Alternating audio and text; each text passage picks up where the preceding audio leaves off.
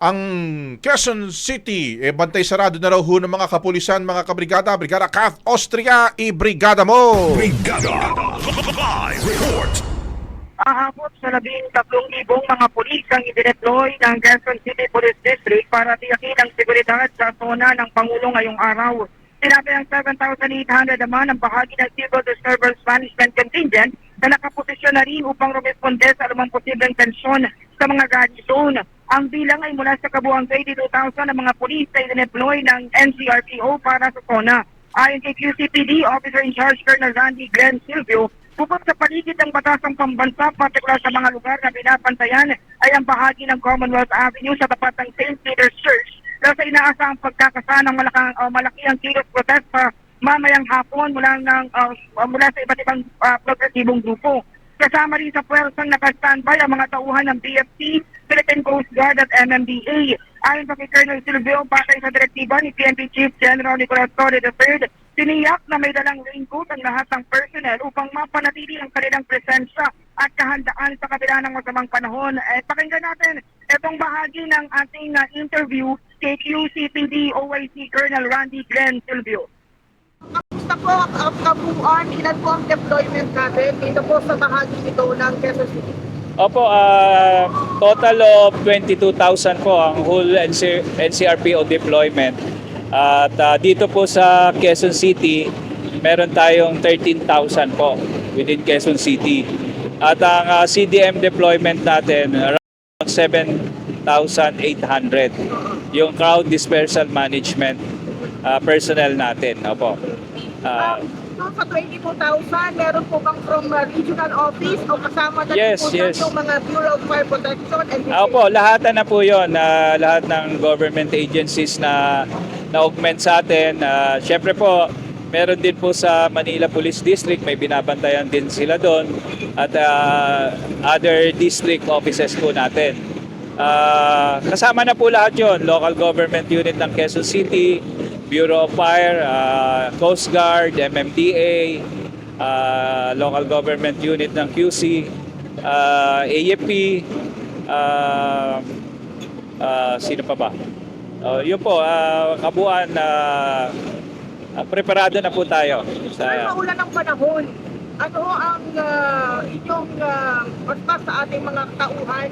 Contingency plan po ba? Opo, ang instruction po ng ating Chief PNP na dapat po lahat sila may raincoat at kung hindi pa naman po mag-start yung activity, pwede po muna sumilong at para po magpahinga at kung darating na po yung mga sectoral groups, doon na po natin ipo-full force yung formation. Opo. Pero hanggang saan lang po papayagan yung mga matitilos protesta?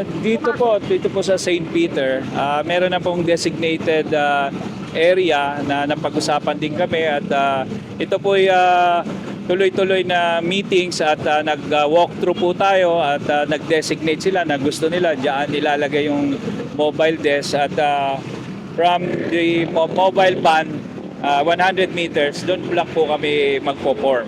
Sir, saan po banda yung 100? Ayan po, doon sa barricade na nilagay natin, up to dito lang po kami. Catherine? Gaben, Brigada Abs, kanina ay sa kabila ng paalala ng Philippine National Police na huwag pagsusunog ng FEG. Yung grupong bayan Timog Katagalugan ay nagsunog ng FEG nilang may pangalang Zom BBM at Tarananggal. Mga halimaw daw sila ng bayan na nagsasamantala at nakikinabang sa paghihirap ng mamamayang Pilipino. Pakinggan natin yung bahagi ng ating panayam sa spokesperson o tagapagsalita ng grupong Bayan Timog Katagalugan.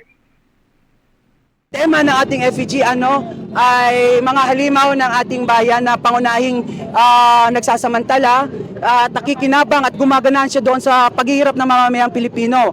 May pangalan sila si Zombie BM bilang simbolo ng ating Pangulo na wala siyang sa tamang kaisipan at patuloy siyang nabibingi-bingihan doon sa mga panawagan ng mga mamamayan Pilipino at pangunahin dito no yung pagsunod-sunuran ng ating Pangulo doon sa kanyang amo na Estados Unidos ang si Trump. Tapos pangalawa may pangalan din yung isa si Sara Nangal bilang halimaw na nananalakay sa pondo ng taong bayan. Hindi natin nakalimutan yung ating Vice Presidente sa pagnanakaw ng pondo ng taong bayan, yung paggastos ng 125 million na hindi malaman-laman at pinatuloy na pinagtatakpan kung saan ginamit. May pondo ng taong bayan na nawala, may dapat managot sa lahat ng ito. Nagsunog kayo ng FPG sa kabila ng paalala ng mga otoridad na ipinagbabawal sa batas. Bakit mo itinuloy natin, sir? Sinasabi ng PNP, ang concern nila sa pagsusunog ng FEG ay yung environment natin. Kung tunay na concern yung ating kapulisan sa ating kalagayan ng environment, ang dapat nilang pagtuunan ng pansin at ng pagpapanagot ay yung mga tunay na salot doon sa ating bayan kung bakit may malawakang environmental problem. Usapin ng baha, ang dapat pagtuunan ng kapulisan, panagutin nila yung may gawa ng malawakang quarrying, panagutin nila yung patuloy na nagkakalbo sa ating kabundukan, panagutin nila yung patuloy na pagkakalbo sa ating kagubatan. Kung tunay nga silang concerned sa kalagayan ng kalikasan, yun ang kanilang panagutin. Itong pagsusunod ng FEG, akumulasyon nito ng galit ng mamamayan doon sa hindi pagtugon ng gobyerno sa usapin ng kalikasan. Kaya makatwiran yung pagsusunod ng FEG sa mapanlikang maparaan at hindi ito masasabi na dapat kasuhan. Panagutin ng PNP yung tunay na nasa likod ng mga malalaking environmental problem. Brigada Gab and Brigada Ab, dyan yung bahagi ng ating panayam mula sa PNP at isang grupo na nagsagawa ng aktibidad nila dito sa bahagi ng Quezon City. Katatapos naman din, yung PNP Chief General Nicolas Torre III na bumisita sa mga PNP personnel na nakabarikada dito sa tapat ng St. Peter Church kasi mamaya ay mula sa kanilang area, nakita natin doon sa ating panayam sa Quezon City na dito sa bahaging ito ng Commonwealth Avenue ay magsasagawa ng hilot o malakihang programa ang grupong bayan at iba pang mga grupo mula sa iba't ibang parte ng bansa. Brigada Gab, Brigada Ab. Brigada Kat, nagsunog na itong mga militanteng grupo dyan ng dalawang mga FEGs. Ang tanong ko, may naka-reserve pa ba na mas malaki na FEG na susunugin at kung susunugin, mga anong oras at saan nila gagawin yon?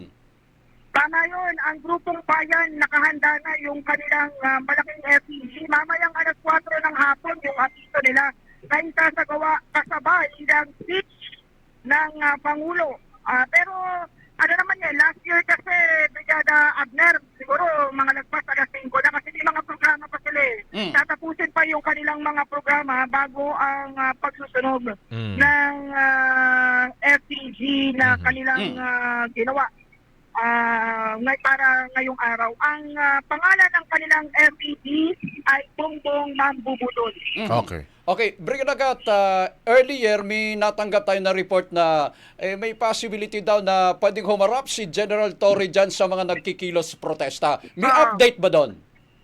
Actually, kahapon na tanong yan doon sa Charity Boxing Match. Open ba siya na makipagkita sa mga pro and anti-Marcos group? Wala naman daw problema. Pero kung sa tanong kung makikipagharap siya, ay hindi pa natin makumpirma sa ngayon. Pero kahapon na banggit na open siya patungkol doon. Okay. Salamat, Catherine. Ingat kayo dyan.